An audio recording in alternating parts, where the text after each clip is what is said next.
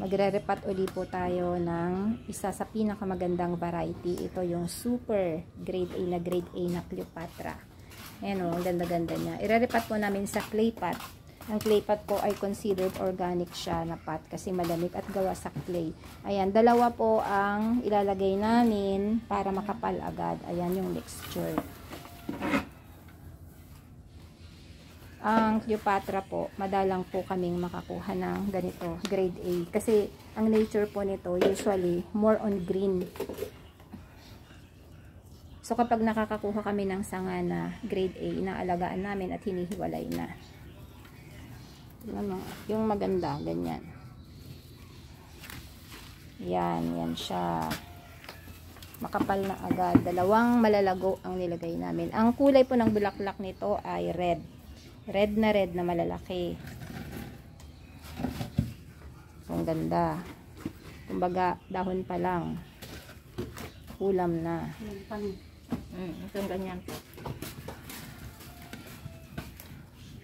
Itong Half na lang. paso na to, malaki po ito.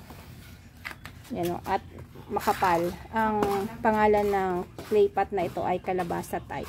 Makakapal ito. Alam ko pang export itong mga to eh, sabi ng kinukuhanan ko. Kaso makakapal sila at mabibigat. Ang ganda niya oh. Na-fertilize na to ano, so hindi pa dapat i-fertilize ano. Dapat i-fertilize po nito. So hindi pa yan i-fertilize. Next month na ulit. Yan, tignan nyo oh, sobrang ganda niya. Yan. Ganda.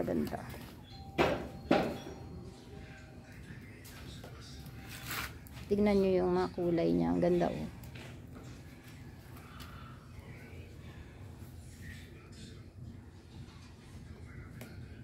Lalo na po kapag nasa arawan ito.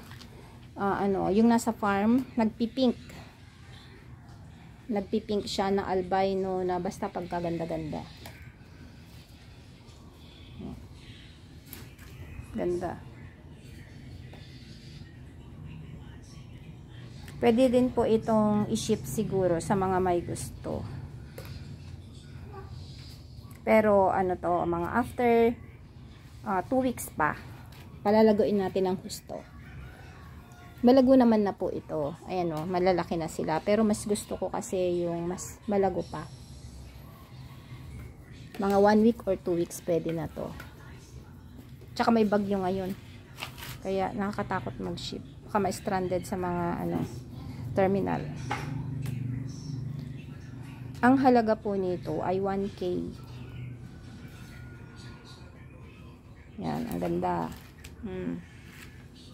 Pwede nyong pinturahan. Sinasabi ko nga, pag gusto nyo ng white, at mas attractive po kasi kapag white ang pintura. Parang mas lumilitaw yung kulay nila kapag white.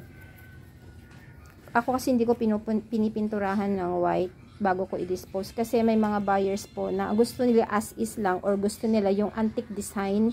Yung pinipinturahan nila ng dark shiny na brown para maging antique daw. Kasi dinidisplay nila sa mga terrace nila.